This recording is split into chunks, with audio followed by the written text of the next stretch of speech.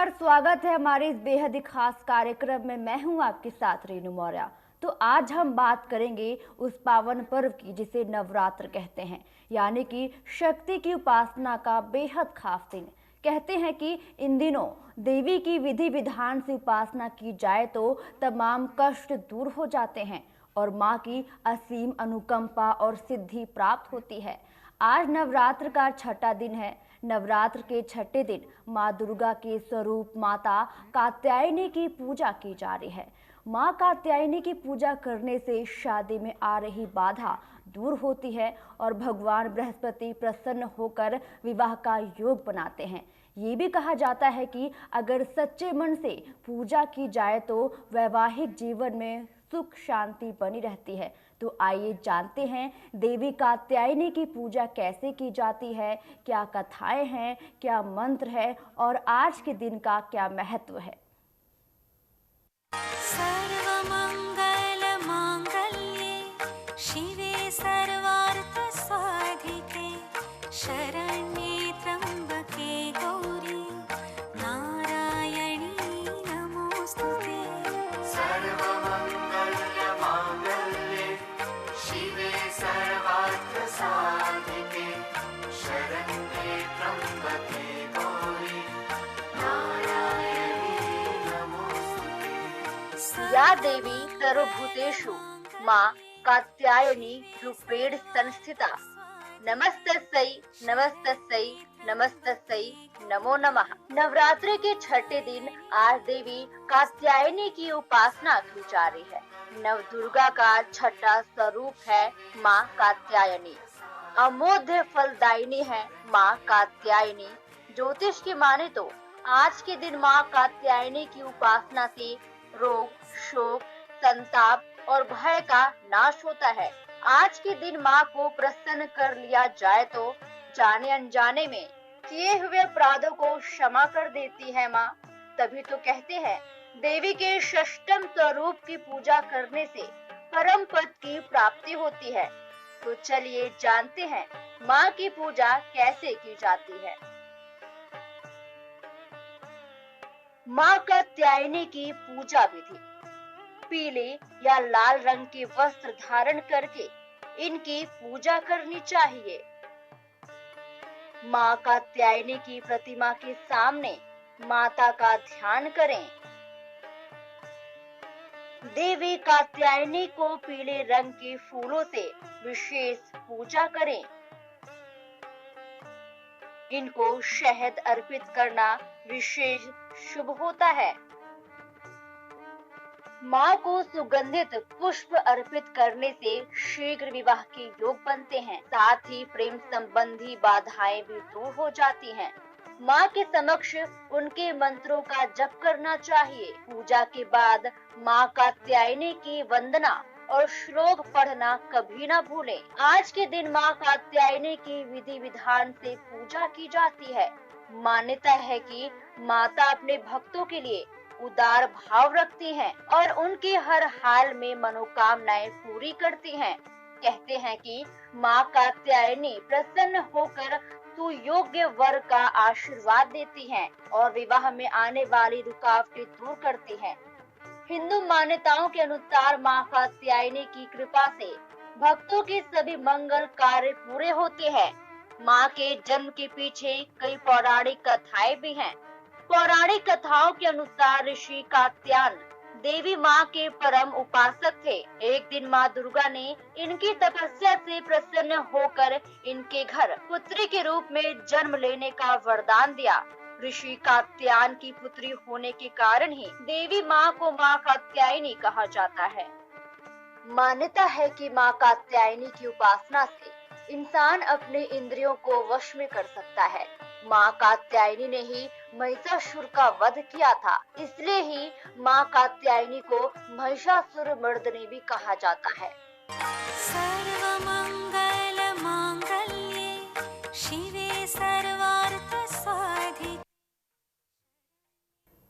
तो लगातार यहाँ पर माँ की आराधना की जा रही है। नव दुर्गा का छठा स्वरूप है माँ कात्यायनी, अमोघ फलदायिनी है माँ कात्यायनी। ज्योतिष की माने तो आज के दिन की उपासना से, माँ कात्यायनी की अगर उपासना करने से रोग शोक संताप और भय का नाश होता है और आज के दिन ही माँ को प्रसन्न किया जा सकता है। तो हमारे साथ जुड़े हैं आचार्य संजीव मिश्रा जी। बहुत बहुत स्वागत है आपका आचार्य जी। जी आचार्य जी, क्या आपको मेरी आवाज मिल पा रही है? हाँ, आपकी आवाज मेरे पास आ रही है। जय माता जी। जय माता दी आचार्य जी। जैसा कि आज पता है कि माँ के छठे रूप की उपासना की जा रही है, कात्यायनी माँ की पूजा की जा रही है, तो क्या कुछ विधि विधान है माँ को प्रसन्न करने के लिए? देखिए, आज का दिन बहुत ही महत्वपूर्ण है क्योंकि आज छठा दिन है नव दुर्गा का।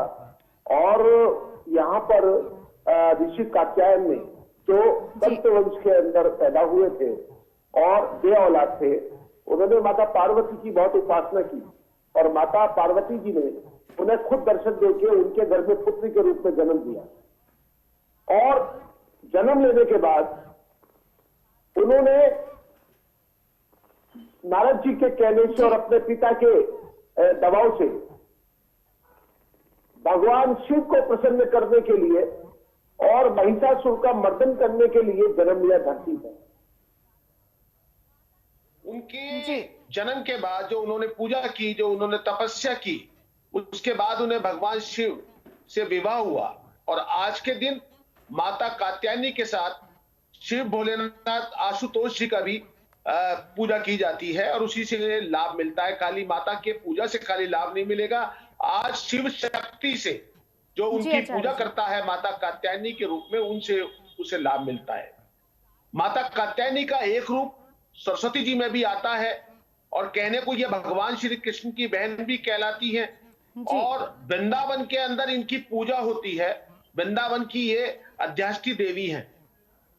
इसके अतिरिक्त माता पार्वती के रूप में इनकी पूजा करने का विशेष महत्व है कि इनको लाल फूल चढ़ता है, लाल रंग के कपड़े चढ़ते हैं, जो सुहाग की निशानियां हैं वो माता को भेंट की जाती हैं। और भोजन के अंदर माता को शहद पसंद है, इसीलिए ये रोग दोष विकार इसको दूर करती है शरीर के। और साथ में ये हमको देती है मन को शांति, तन को शांति और हर विकार से मुक्ति का संदेश कि हम लोग स्वच्छ रहें, माता के प्रति, नारी के प्रति नतमस्तक रहें, तो उससे हमारा कल्याण होगा। ऐसा आज का माता रानी का रूप है। माता रानी का जो सवारी है सिंह की, उसका मुंह बंद है और इनके 4 हाथ हैं, जिसके अंदर एक में तलवार है, एक में पुष्प है, एक में आम जन को आशीर्वाद है, एक में भक्तों के लिए आशीर्वाद है। ऐसी माँ की छवि है।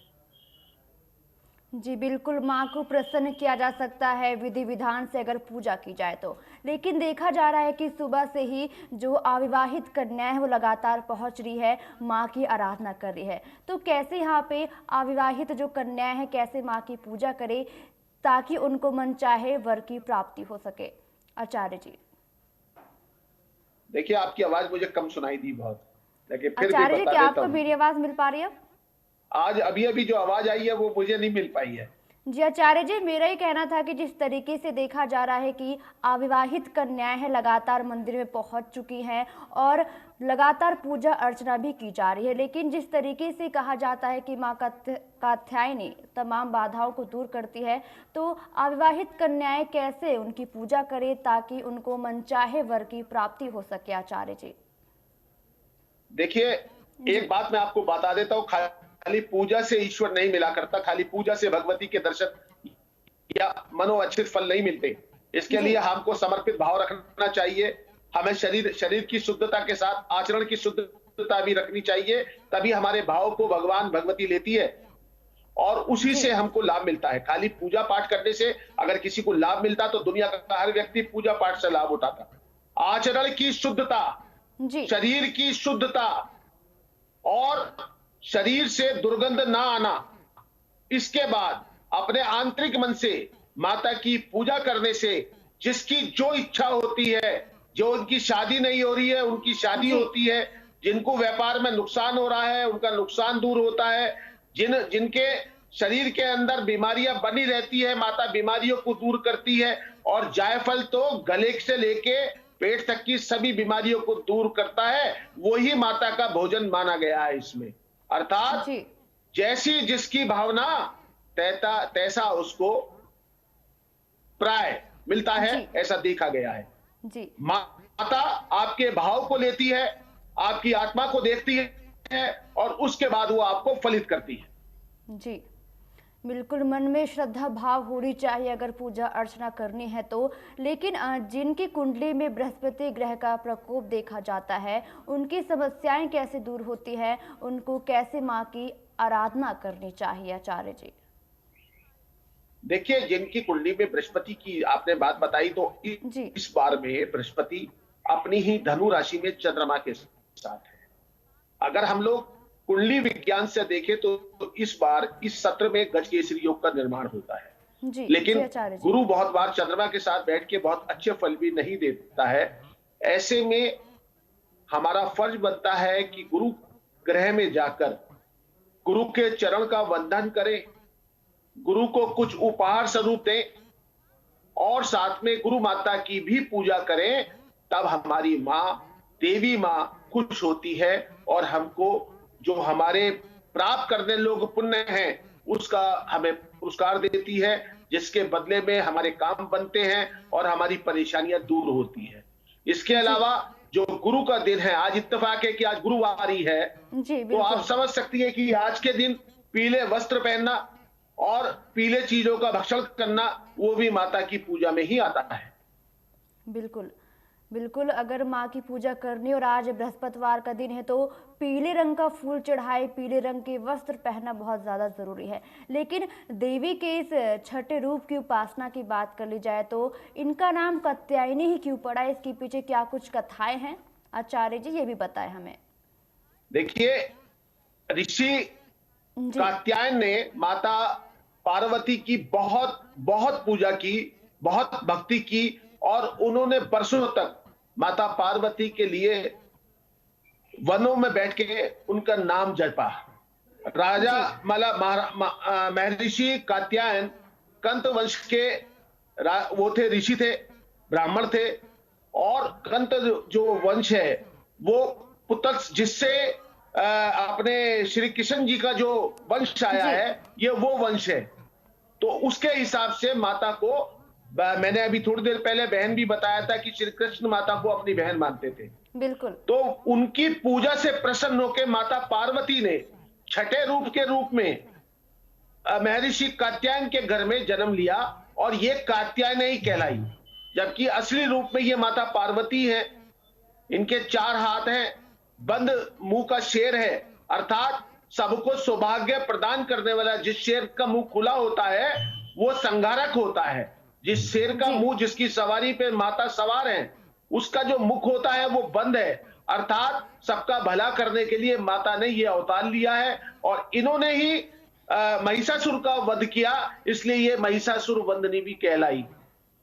बिल्कुल, सबका भला करने के लिए माता ने ये अवतार धारण किया है। लेकिन आचार्य जी, एक और कहानी है इसके पीछे, क्योंकि जिस तरीके से गोपियों, जो कि गोपियाँ श्री कृष्ण भगवान को पाने के लिए उन्होंने भी माँ कात्यायनी की पूजा अर्चना की थी, तो इसके पीछे की क्या कुछ कहानी है और कैसे गोपियों ने माता को प्रसन्न किया था? देखिए, एक्चुअली में इनका जो जन्म हुआ है वो मथुरा के अंदर हुआ है, वृंदावन धाम में, जी जहां पर महर्षि कात्यायन का अपना आश्रम था। ये वहां की अधिष्ठात्री देवी हैं और भगवान श्री कृष्ण के लिए भी ये पूजने थी। इन्होंने भगवान श्री कृष्ण ने भी इनकी पूजा करी, इन्होंने भी भगवान विष्णु स्वरूप श्री कृष्ण की पूजा की। तब भगवान श्री कृष्ण ने वंशजीय भाई होने के नाते भी इनको आशीर्वाद दिया या इनसे आशीर्वाद लिया और ये इन्होंने अपने भाई बहन के संबंधों को बनाया। आज भी उस धाम में, जो वृंदावन धाम कहा जाता है, वहां पर इनको भाई बहन के रूप में ही पूजा की जाती है। जी बिल्कुल आचार्य, जिस तरीके से आपने बताया कि ऐसे माँ की आराधना करनी चाहिए, तमाम कथाएं भी बताई और इसके पीछे के कारण भी बताए। लेकिन आचार्य जी, अगर आज माँ की आराधना करनी हो तो माँ कात्यायनी का आशीर्वाद पाना हो तो क्या कुछ मंत्र है आज के लिए, वो भी बताएं। देखिए, इनका जो मंत्र है बहुत सहज मंत्र है। जी चंद्र हासोज बलकरा साई लवर वाहन कात्यायनी शुभदा देवी दान दई दधति, यह इनका मंत्र है। और इस मंत्र के दोबारा बताता हूं, चंद्र हासोज बलकरा साई लव वाहन कात्यायनी शुभ दशा देवी दानव दधिति, ये इनका मंत्र है। इसके करने से माता खुश होती है। वैसे इनका एक और बीज मंत्र है, कात्यायनी शुभो नमो नमः, कात्यायनी शुभो नमः नमः। और जी इसके लिए दुर्गा सप्तती में 11वां अध्याय भी माता की भेंट दिया जाता है। इनके बारे में एक बात और बता देता हूं, मां कात्यायनी ही धरती के ऊपर बगलामुखी के नाम से प्रचलित है। एक रूप इनका बगलामुखी भी है। बगलामुखी के रूप में भी इनके पीले वस्त्रों में पूजा की जाती है, पीला खाया जाता है और पीला पहना जाता है। तो माता कात्यायनी का दूसरा स्वरूप भी है बगलामुखी का। जी बिल्कुल आचार्य जी, नव दुर्गा माँ की आराधना की जा रही है, शारदीय नवरात्र भी शुरू हो चुके हैं, लेकिन देखा जाता है कि इन 9 दिनों माँ की जो पूजा की जाती है उसमें लौंग चढ़ाया जाता है, पान चढ़ाया जाता है, तो उसकी क्या कुछ महत्व है, उसकी क्या कुछ मान्यताएं हैं? देखिए, जो ये पान चढ़ाया जाता है, पान माता का भोग है। और ये पान जो है ये एक शुभकारी संदेश देता है।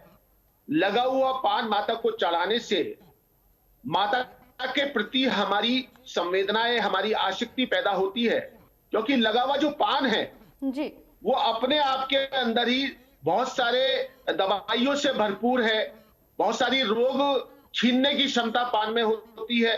और इसीलिए माता को कंद फूल फल, कंदमूल जो पेड़ों पे लगे हुए ताजे फल है उसका भोग, और अंत में पान। अब आप देखिए कि जब हम शादी करते हैं बेटी की तो दूल्हे को भी पान खिलाया जाता है। शुभ फल की प्राप्ति के लिए इसकी माता को भेंट दी जाती है। आज भी जब कभी हवन होते हैं तो आप देखते हैं कि वहां पर देवताओं को खुश करने के लिए बिना लगे पान लौंग लगा के चढ़ाए जाते हैं। और दूसरी बात, आप हवन की जो कह रही हैं, शुद्धिकरण के रूप में जो अपना कपूर और लौंग है ये वातावरण को शुद्ध कर देता है। और माता के लिए आज का दिन एक शुद्ध, वैसे तो सारे दिन शुद्ध रहने चाहिए, लेकिन माता को शुद्धता, खूबसूरती और इत्र पसंद है, तो हमें उस चीज का ध्यान रखना चाहिए। और जो पान देते हैं, पान सुपारी ध्वजा और नारियल, ये माता की मुख्य भेंट है। एक ही मां ने, पार्वती ने, ये 9 रूप अपने अलग अलग समय पे अलग अलग टाइम पे रखे हैं, और सारे ही माता पार्वती के रूप है। माता ब्रह्माणी से शैलपुत्री से लेके माता काली तक सारे ही रूप माता पार्वती ने विभिन्न कारणों से रखे हैं। जी आचार्य जी, बिल्कुल आपने जिस तरीके से बताया कि माँ कात्यायनी को बंगलामुखी भी कहा जाता है, लेकिन हमारे राशि जातकों को कैसे माँ की आराधना करनी चाहिए ताकि वो माँ की आराधना में लीन हो सके? देखिए, माता की आराधना करने के लिए हमें पवित्र सिंहासन, साफ सुथरे पवित्र सिंहासन हो, चाहे वो ऊन का हो, जी आचार्य, चाहे वो ऐसा हो जो हमारी अपनी जो ऊर्जा है वो जमीन में ना जाए, उसका ऐसा आसन, गर्म कपड़े का, मौसम भी अब थोड़ा ठंडा होने लगा है, होना चाहिए।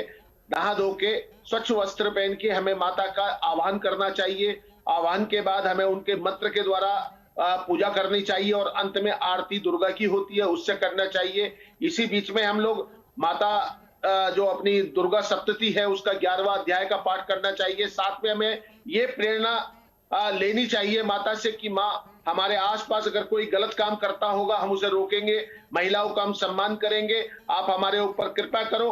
हम अब आपके शरीर को, आपके मन को, आपके पैरों को अपने माथे से लगाते हैं और आप हमारे ऊपर कृपा करो, तो माता ऐसी वचन से खुश होती है और उसके सारे काम रिद्धि सिद्धि से पूरे करने की कोशिश करती है। बिल्कुल, रिद्धि सिद्धि से माँ की पूजा अर्चना करनी चाहिए। बहुत बहुत शुक्रिया हमारे साथ जुड़ने के लिए पंडित जी। तो जिस तरीके से आचार्य जी ने बताया कि इन मंत्रों का जप करना चाहिए, कथाएं पढ़नी चाहिए और माँ की आराधना में लीन हो जाना चाहिए, तभी तो देवी के षष्ठम स्वरूप की पूजा अर्चना से परम पद की प्राप्ति होती है। मन चाहे यहाँ पे आशीर्वाद भी प्राप्त किए जा सकते हैं। फिलहाल आज के इस कार्यक्रम में मेरे साथ इतना ही। नमस्कार।